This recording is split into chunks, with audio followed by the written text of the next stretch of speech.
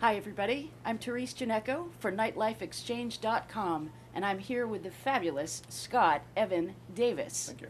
Hi. Hi, how are you? I'm good. How are you? I'm great. Good. Thanks for joining us today. Thank you. We want to talk to you about your upcoming show called Picture Perfect. Mm-hmm. And I am to understand that you are the songwriter Yeah, I wrote the music and the lyrics. of everything. Yeah. You're the guy. I'm the guy. That's right. Yeah.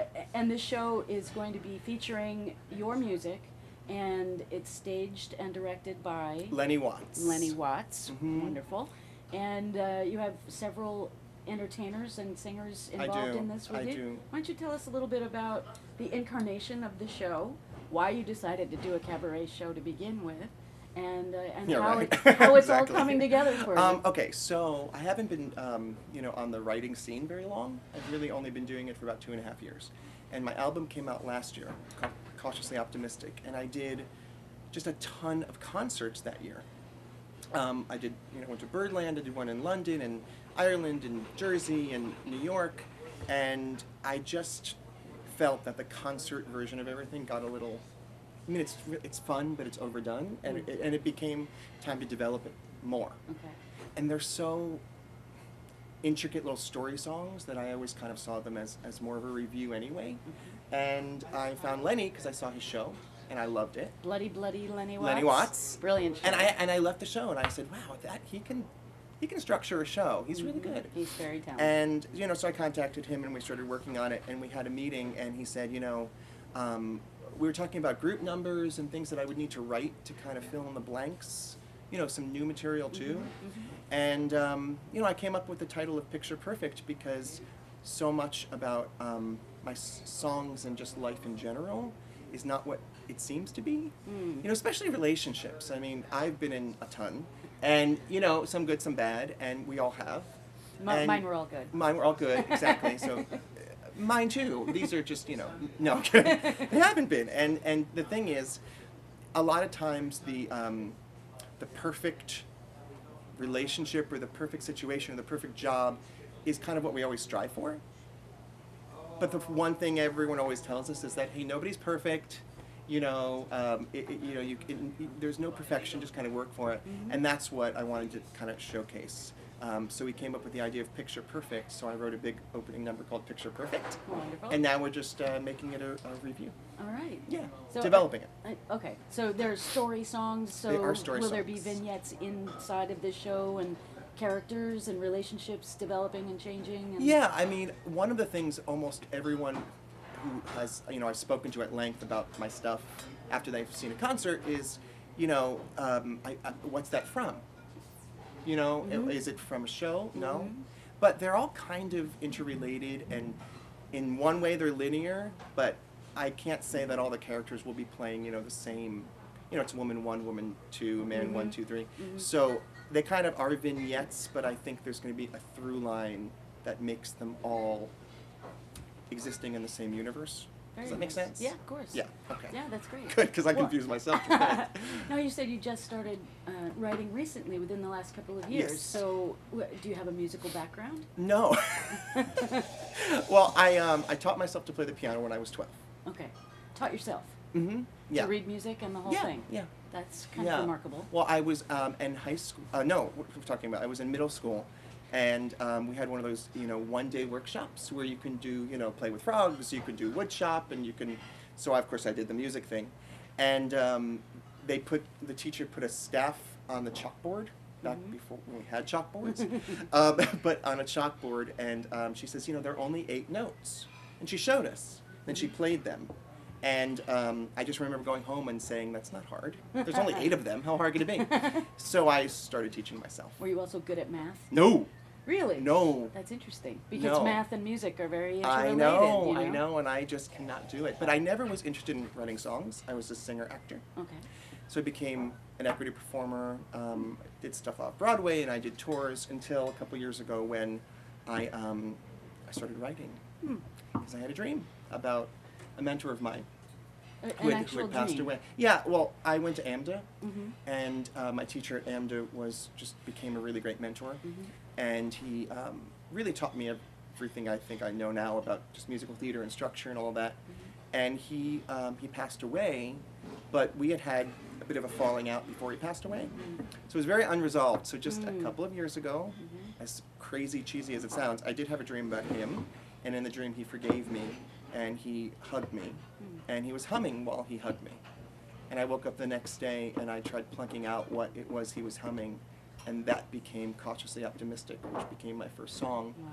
And now that's all I can do. Wow, that's a beautiful story. And it's That's nuts. it's so It's a little inspiring, though. It's not. No, it's not, because art comes from within. It's and real powerful, and I'm not the kind of person. I mean, if you know me, the whole. That's just I would pretty much be. Oh, really? That's great. But it really But it did happened happen. to you. Absolutely. Yeah, Yeah. that's very touching. Thank you. Well, and it's nice to know that when you write from personal experience as well as from the soul.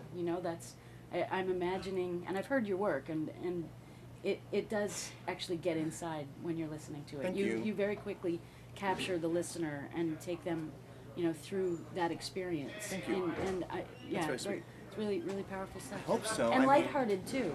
I mean, it's not like it's all angst and drama. You've Talk to got Lenny some about really that. We just had that conversation. No, there definitely are lighter moments. But Yeah. sometimes when you listen to the work, it's because a lot of my songs come out of situations that I've either had or heard of.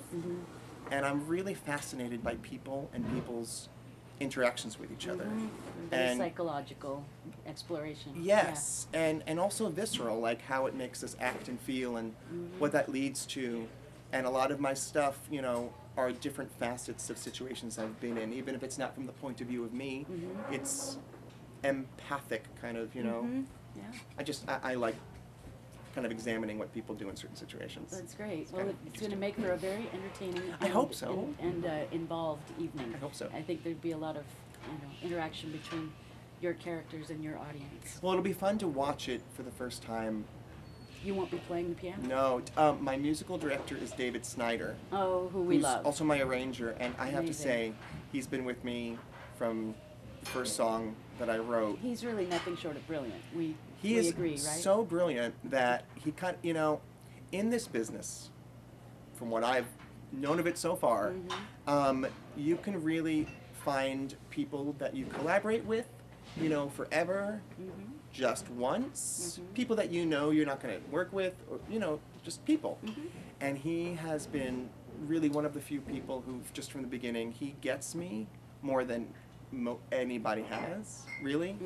And the musical creativity that he has with just, the cello and just arrangements in general and how he pieces things together sometimes in his head is really nothing short of brilliant. Yeah. So he'll be at the piano. He will be at the piano, And we have any a cellist as well. You have cello. That's Yeah. neat. All right. Yeah. Emotional. For the emotional tug on the heart, right? You're right, I know. Oh, yeah. Oh, that's great. Okay, so sitting in the audience for the first time, witnessing your creations unfolding, does it make you nervous? Well, it makes me nervous, but in the same way, it's funny. I have always been the person who was behind the piano. I did a concert at Birdland last year that he did play for, which was really great, but I was hosting it, talking between songs, things. So just to be kind of sitting there and have the responsibility stop at the door and just kind of just watch Yeah. is, I think, going to be a whole mess of nerves.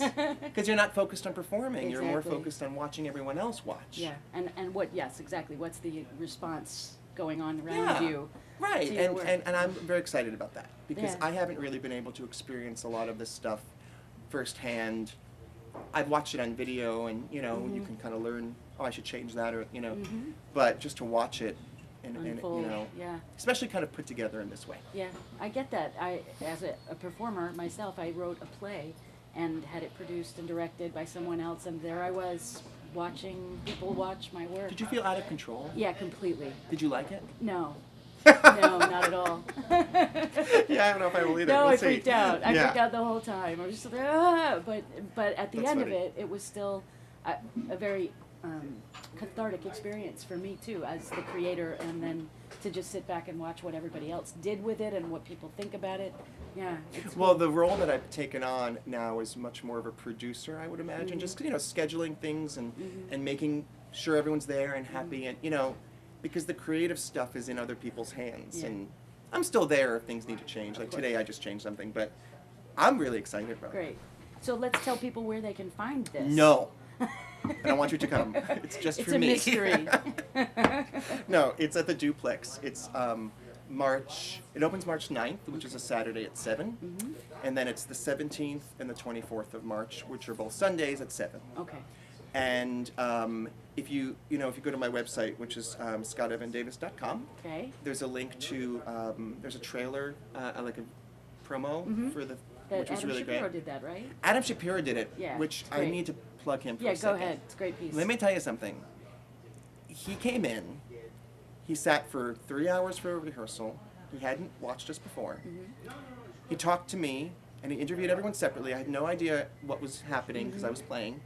And we talked a little bit about what I was going for, and within 13 hours, and I'm saying 13 hours because this is true, it was done and in my inbox. Wow.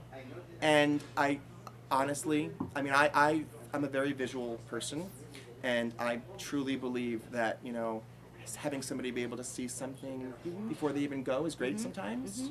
It gives you a little bit more idea of what it is. Yeah, definitely. And I was one, but I didn't expect it to be as kind of cohesive as he did it and as quickly. Yeah. So he's great. Yeah, great. I can't say enough about his creative mind. Well, and since we're talking about other people that you collaborate with, tell us who the singers will be. They don't matter. Totally kidding. They're incredible, actually. We have Vicky Modica, Okay. who's done a lot of my concerts, and she's big in the nightlife world, but she's one of the fiercest singers that I know. Joshua Dixon, Eric Sisko, Jamie Hartman, who works at the Metropolitan Room, Kim Grog, Yeah, who I wonderful. just met for the first time doing this, one of the loveliest Yeah. people with the best presence on stage. She's incredible.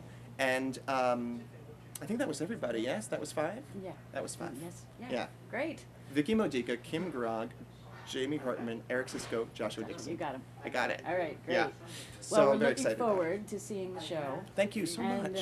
And also, I wanted to ask you about your recent award. Right. BroadwayWorld.com recently held the very first ever New York City Cabaret Awards, and they had a Song of the Year category. Is that They the did, the best original song. Best original song And category. I won for If We Say Goodbye. So on my album, Liz Calorie does it. And Wow.